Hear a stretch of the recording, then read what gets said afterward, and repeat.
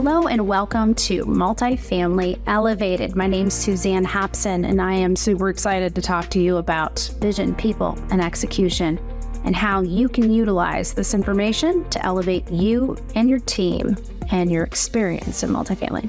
Brought to you by the Multifamily Media Network, giving you the latest and greatest news and content across our multifamily sector. So let's jump in. Enjoy this episode of Multifamily Elevated and enjoy the climb. Hello, everyone, and welcome back to another episode of Multifamily Elevated. And today we are going to be talking KPIs, which I know is a favorite of so many that are listening in today. Maybe not. But what we're going to get down to the bottom of is the mystery behind KPIs, how to pick the right ones. And I am just thrilled to have our guest, Lauren Dewey, onto the show. Hi, Lauren. How are you? Hi, I'm great. How are you? Wonderful. Wonderful. It's Friday. We're on our way into Labor Day weekend. I can't. Feeling great. Yeah, doing great. Doing great. What's great about Lauren is not only her vast experience around KPIs, but she's also been in multifamily for over 15 years. She brings with her a slew of experience and some excitement around KPIs. So Lauren, why don't you give our audience an idea of who you are, where you've been, and what you're doing today? Absolutely. So yes, I've been in the industry for quite some time. I started out, like many of us did, in the leasing office, and eventually made my way into corporate marketing, where I spent quite a bit of time. And just over a year ago, I launched my own consultancy where now I'm doing marketing and revenue consulting, both on the owner-operator side and for vendor suppliers as well. And so I'm very happy to be here talking everyone's favorite topic, data and KPIs. Yes. Well, and it's the science behind what we do. And I'm a data-driven person, as many people know about me. And so when I'm talking with clients, this is typically something that there's a miss on, right? So when we're looking at what we're measuring, typically we think it's this and it might be this to really move the needle in the organization, right? So, well, let's get started with KPIs. I'll throw out a first question here. A lot of people, leaders, feel overwhelmed by the concept of setting KPIs for their teams and tracking them. What would you say is the best way for a company to really narrow that down to the best KPIs for their business? Yeah. So, we're all sort of swimming in a big sea of data. So it can absolutely feel overwhelming to know where you need to set your sights and get started. I think the ultimate first step is figuring out what data you have and what data you have accurately. So you probably have conflicting sources. You probably have metrics that are different between kind of getting them through your CRM versus getting them from a vendor or getting them from a third source. So you really want to make sure you have your source of truth. You know which data that you find to be most reliable and base everything off that. So that's sort of the foundational work of KPI mapping. And then from there, you kind of need to forget whatever expectations you have about what might be the key metrics to look at. And you want to look at where the outcomes are tied to. So know as an organization what your goals are. So then work it backwards and say, well, which metrics do I look at that, they go in a certain direction when the outcome that I desire happens, and sort of, work it backwards from there. Yeah, no, I love that. I love the term mapping too, because I think there is a process by which you come to the correct KPIs, and some of what you spoke to about, the outcomes, measuring outcomes and working backwards from there. Typically we don't do that. And so, or it might be a miss that we have when we're looking at what we want to measure. You've said that data and marketing both tell stories. And can you share an example of maybe someone you've worked with or in your past where, the business uncovered a really important story from the data that, really shifted the decision-making and the result? Yeah. I think there's so many little ones that you look at day to day, but, one story that comes to mind, from a few years ago, there was a property that was consistently seeing more leases than they were seeing tours. So the closing ratio basically was well over 100%. So that was now a useless piece of data. And this was pre-2020. So this was quite a while ago. So this was when virtual touring, sure, it existed, but it wasn't super prevalent. But we found at this property, there were a lot of residents that were coming in from out of state. They were coming in on work contracts or for school, things like that. So we found that we really needed to not only, instead of changing our KPI from tour to close, from to lead to close, we then needed to understand how we can make that process easier for a prospect coming in. So how do we sort of, give a better virtual touring experience? How do we let, these potential residents know that we have this option for them? You can get on a FaceTime call with one of our leasing agents, or we have 3D tours for you to take a look at. So that's one that jumps out, is really looking at a metric and saying, this doesn't make sense. This looks strange to me. Mm-hmm. And then really doing the detective work to figure out why that metric was off, which metric we should be looking at instead, and how we can update our business practices to better serve, the piece of information that we discovered. Yeah, Lauren, and you just touched on something that, is critical, and that is, running off the cliff. Like, let's stop and look at what the data is telling us. I still hear it to this day. Well, this is what we measure in multifamily. Right. Not necessarily, especially when you're looking at the outcome by property, by portfolio, by company that you're looking to achieve. You're absolutely right. You have to be flexible about, doing the tweaking. And then the other thing that I think is really important about what you said was about the customer experience. And I think there's been a lot of focus on that, which is, wonderful. I love seeing, how that's really turned in our industry to help us get caught up with some of the other industries out there. But when you're measuring that customer experience and you are putting your efforts up against that, what kind of KPIs are you looking at there in your experience with the resident experience? Yeah, well, I think, a really important point to be made is you're exactly right. We're not just observers. It's not our job to just see the data and go interesting. It's then our job to say, how do we make this better? Now we found this little golden nugget that tells us information about how our business is performing. How do we use that information to give a better experience? And I agree. I think there's been a big shift in focus on retention and resident experience. And I think that's fantastic, both just from an industry perspective and also from a business perspective. I think a lot of money gets left on the table when you don't look at resident experience and retention. So I love to see that. And I think when you're looking at retention, it's going to depend on the property that you're working within, or the portfolio that you're looking within. How transient is your resident? Are you losing residents regardless because it's a high grad school, population, they graduate and they buy homes or they move out of the state, what have you? But, it all comes down to sort of the brand of your property, the persona that your residents are, and what is a good experience to them. It's like so many things in marketing, there's not one definition. Yeah. So you as the property manager, the owner operator, don't get to just pick what a positive resident experience is. You have to really do the work and say, well, what do my residents feel a good experience is? Maybe they don't care about events. Maybe they care about amenities and services, and they want, dry cleaning options and better package delivery. Maybe they do want a sense of community and events. And I think a lot of them most likely do. So it's getting to the bottom of what your audience is looking for and then giving that to them, and then measuring the success of your ability to give that to them. Yeah. And I know it seems elementary, but it's not when you're in the thick, right? Like, we tend to get very short-sighted in what we're doing. But one of the other things I was thinking of as you were talking was all the different experiences, right? One theme I've seen that owner operators are very interested in measuring is speed, whether it's the speed of a work order, the speed of, a turn, the speed of, the application process, the speed to which we get back with people. And I don't know that there are great metrics. I mean, there are for some that are traditional, like your work order and your turn.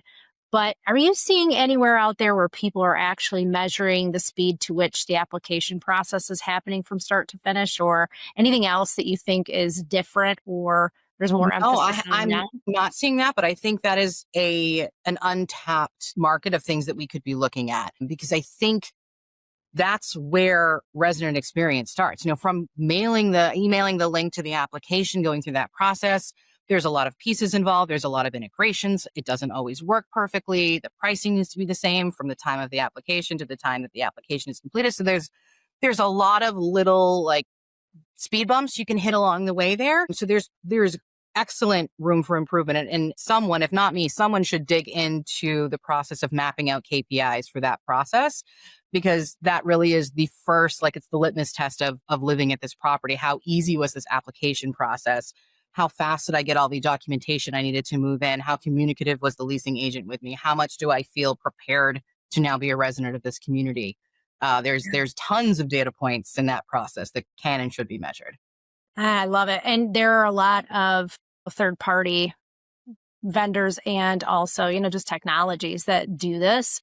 What I have found though is, well, we know this. It's an age-old problem, right? Like they don't all integrate well. It's confusing for the site teams who need to make decisions, or a regional manager that need to make decisions and look at that data quickly. It's all over the place, I feel like. And it does require some stepping back and digging in and looking at, different parts. But speed's become a really big deal. I've found when I'm talking to owners that really want to move the needle. And I just was reading up again, the impact. Can't remember who posted this on LinkedIn.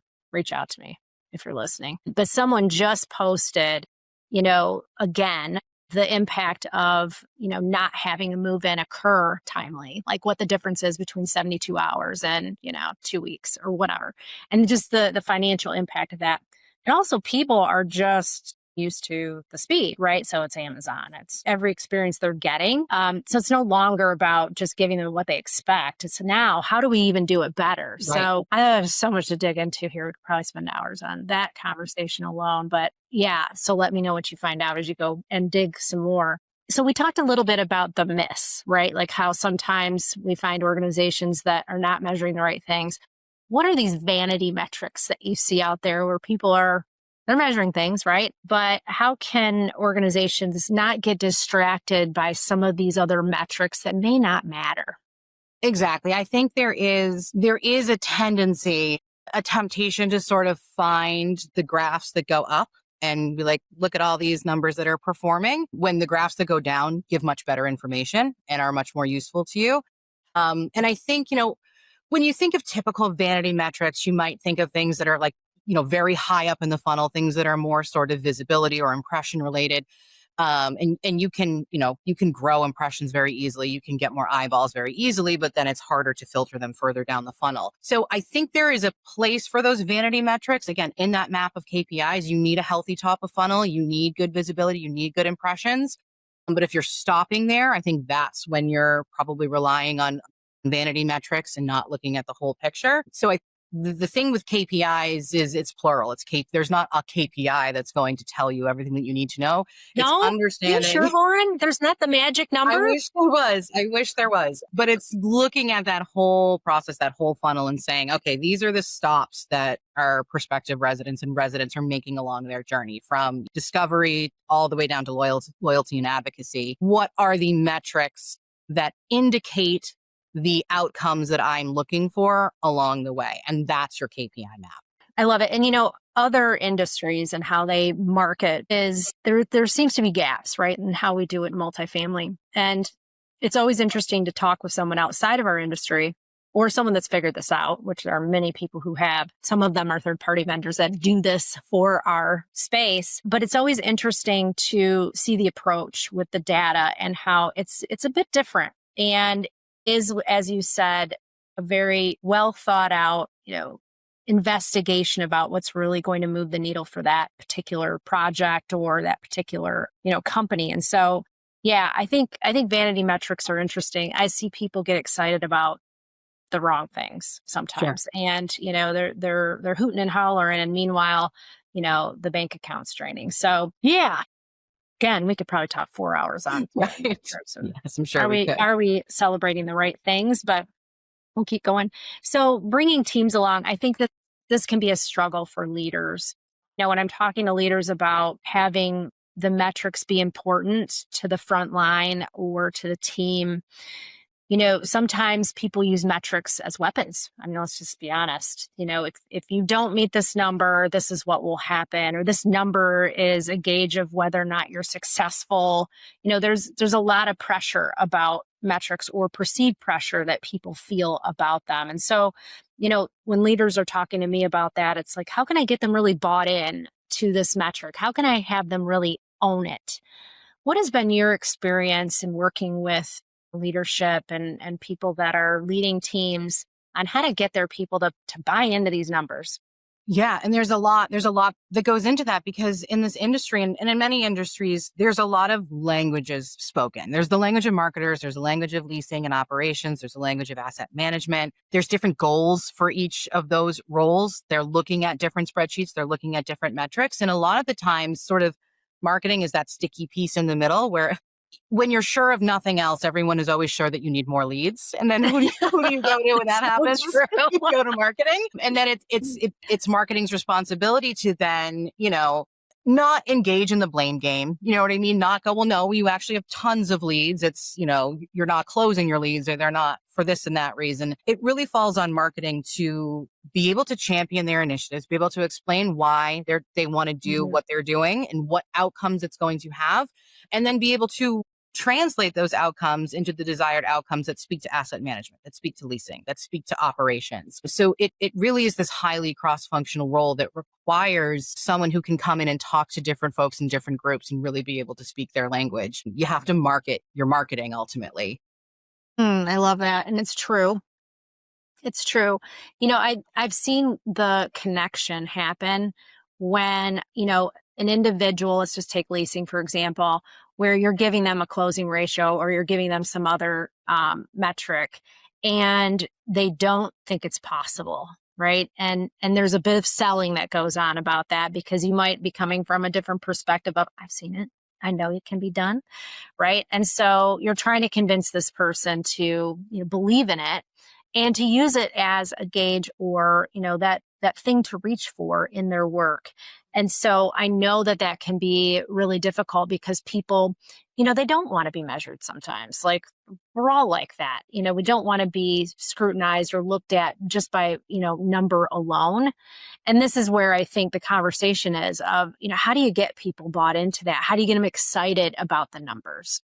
Yeah, I think one of the best ways to do that, especially when you're dealing with other groups as well, like specifically with leasing, is you have good benchmarking data. You know what they've been able to accomplish in the past. And you can say, look, this is 3 more closes, this is 3 more closed leases than last quarter. Or if I bring you X amount more qualified leads, you should have no problem. Like, make them a part of the understanding the equation and really bring them to the table on how you came to this decision, why this metric makes sense, why this goal is it a stretch? Maybe it is a little bit of a stretch. I think goals always should be a little bit of a stretch, but kind of bring them into how you got there instead of just, well, here's your marching orders.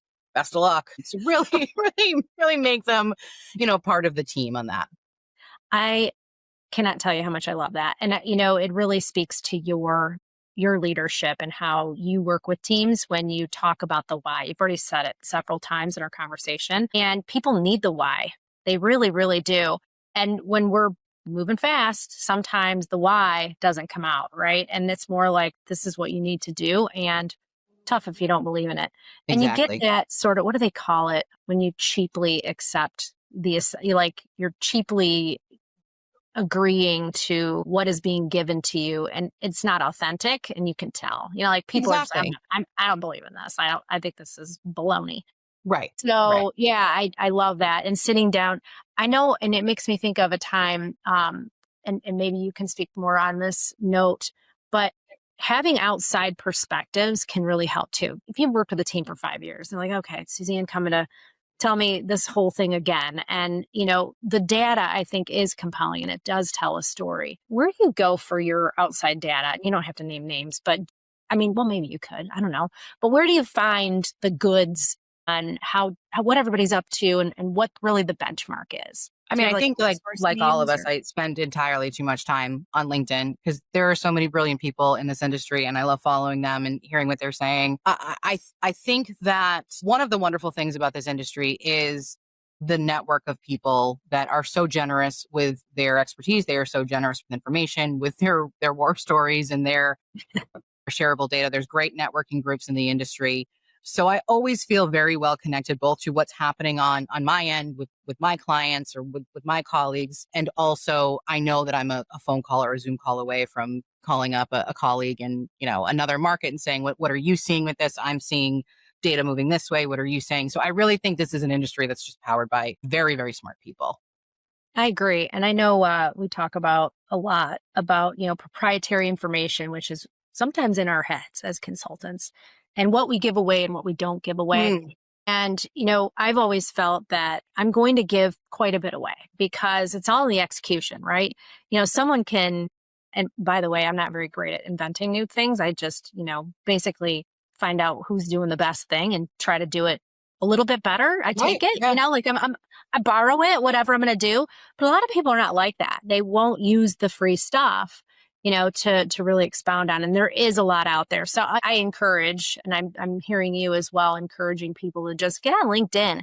There's a lot of groups that are constantly looking at this type of information. And I know I've been focused a lot on the site team and that level, but let's go up a couple of levels into where some of the data becomes even more critical when there's spend, right? And you've got to go in front of the people that hold the purse strings. What are you finding are the main KPIs when we are looking at making a shift in our marketing approach? What are the asset managers looking for? What's the owner really looking for when we're coming to them to spend more money?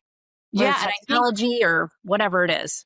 exactly. I think it depends upon, again, this is a marketer's responsibility to really understand how the asset manager or the owner views this property. Is this a hold? Is this a property? Like, what are their goals for the property? What are their occupancy goals over their rent growth goals? What are their retention goals? So you really need to understand ultimately what the owner or asset manager is looking for this property to do and how they're looking for it to perform.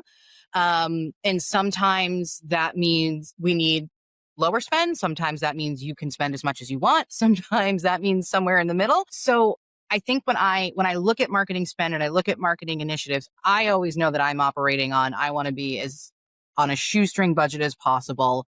Mm-hmm. That's just always where I want to be with marketing. I think there's a lot of overspend in marketing. I think there's a lot of overspend, especially in sort of the top of the funnel. So I really always look for ways to spend responsibly in my marketing budget. But in general, I am a huge fan of case studies when it comes to proving out what you want to do and why you want to do it. Anytime you have a win in marketing, anytime you try a new tactic and it works, create a case study, tell that story, put your metrics into it. This is what I did. This is how I did it. These were the beginning metrics. These were the ending metrics.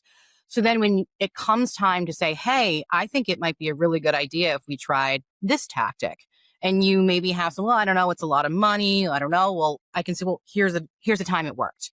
You can read about this. You can make up your own mind. But now I've given you some irrefutable evidence that this is a tactic that we've seen success in a similar situation that we're in with the property we're discussing now. So I'm a big, big component of case studies to helping really champion initiatives. Yeah, that's great. And I think it also, and this is getting into a little bit of the softer side or vulnerable side of what we do, but I think it also gives you more confidence when you're presenting, that when you've got the data, we keep coming back to the data, but here's the real story. And this is what's worked. Yeah, I really appreciate that. That's awesome. So, obviously KPIs evolve and change as a business evolves and change. What are some of the indicators that we need to relook at our KPIs? We might not be measuring the same things or need to be measuring the same things moving forward. Yeah, I mean, I think the classic example is, you have someone at a meeting looking at a report saying all of our KPIs are in range, we're doing great, and then you're talking about the failing performance of the property. So if your KPIs are performing and your property is not performing, you are looking at the wrong KPIs. You're looking at the wrong data. So Right. Outcomes, data to outcomes, I think is the magic line. You always want to be looking at when metric X went up or down, this was what happened because of that. We got more leads, we got fewer leads, we got more leases, we got more website visitors, or whatever that outcome might be. You tie your metric to that. Yeah, I know of a company that, they started with measures that were here, right? And the team leveled up and started getting in the green every single week. And so that was an indicator like, oh, we need to adjust up. Let's push. They're a company that is all about never ending improvement, right? Mm-hmm. So tweak the metric. I know of another company that, just like, what is it called? Survey responses. I almost called it by name. But, the 4.0 was totally okay at one point until they had green for 3 months in a row. And they were like, oh, this metric no longer feels like the right metric. Right. We've got to look at it. Same thing with turns. We've said 7 to 10 days, 7 to 10 days. There are companies out there that are doing it in 3. I mean, it's happening. Right. So, and then how do you do that? Right. You could say some companies are doing it at 3 and this business is not ready for 3. Right. So how do you find the right metric in there? Exactly. And I think, there's been times where, I'm really big on benchmarking. I'm really big on knowing, and industry benchmarking is not great, right? It's tough again, because there's not that single source of truth within the industry. There's a lot of different data from company to company. So I'm big on sort of just looking at internal data and benchmarking based on that.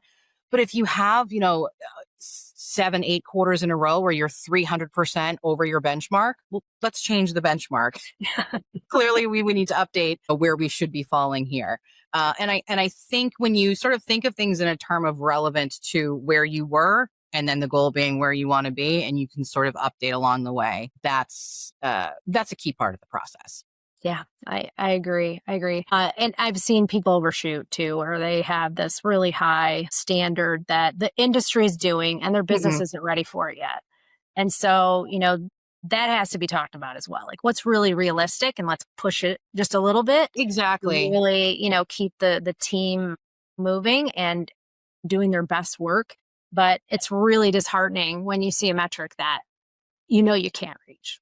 Even if you're talking to yourself. And I think you have the data. It's like, that's way out of reach for me. I can't do that.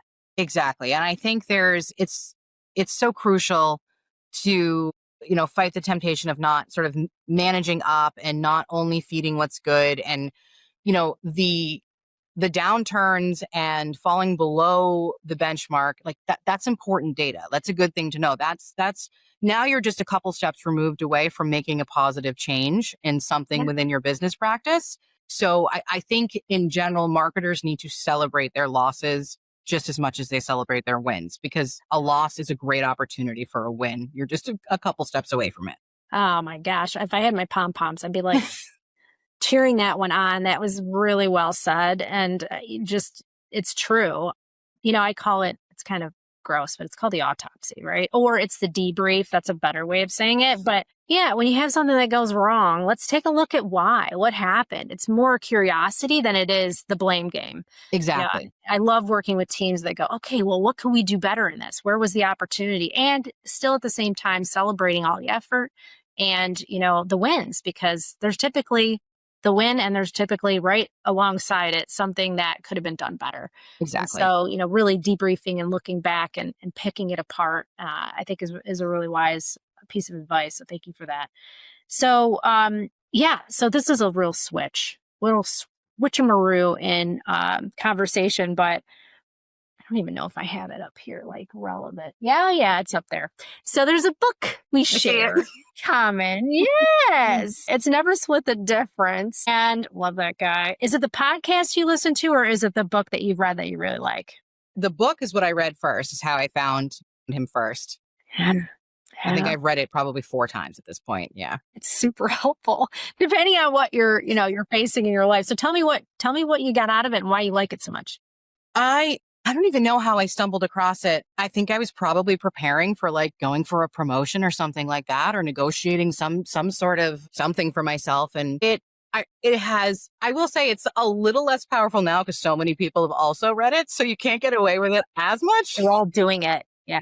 But it's definitely changed the way I communicate. It's changed the way I view negotiations. It's changed the way I view sort of just like everyday conversations and interactions with people. It's a very powerful book about understanding whomever is on the other side of the table of you, whether it's a negotiation situation or not. They're the partner. They're your partner in this engagement, and it's just about as much about them as it is about you. And it's understanding their motives and having them understand your motives. It's a very, very powerful way to view conversation. I love it. Have you heard of Jefferson Fisher? No. Okay. You got to check him out. Yeah. He's one I've been talking about a little bit as of late. just because I just discovered him, although it looks like millions of people have already discovered him. So I don't know where I've been. But anywho, just discovered him. So I'm sharing. But he also, has a really fun way. He's an attorney. He's I think, 5th generation attorney or 4th generation attorney. And he talks about everything being a win-win, right? Where, even if he's litigating and he is, going up against the opposition, the opponent, it's all about how do I make this a win-win so that we get the most out of it?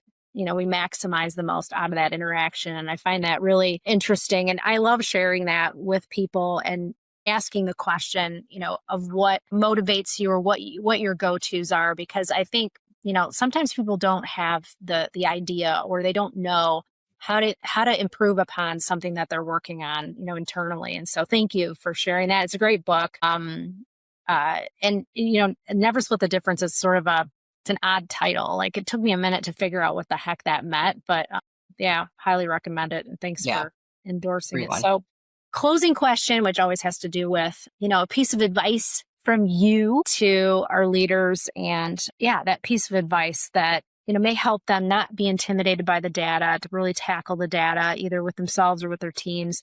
What would that be? What was your advice? Be curious. Be curious about what you're looking at. Want to know the answers, want to dig a little deeper. I think in general, marketing and data analysis run on curiosity and creativity. So always have those two things at the front of your mind. You will find the answers that you're looking for, and probably a lot of answers that you weren't looking for. And I think that's the key to it. Thank you for that, Lauren. And how can people get a hold of you if they want to pick your brain, talk marketing?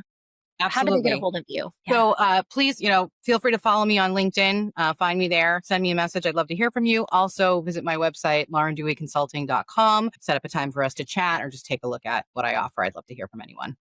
Nice. Lauren, thank you so much for sharing your time with me today. I really appreciate it. And I know that our listeners are going to get so much out of this. So thank you. My pleasure. This was a great conversation. So thank you so much for having me. You are so welcome.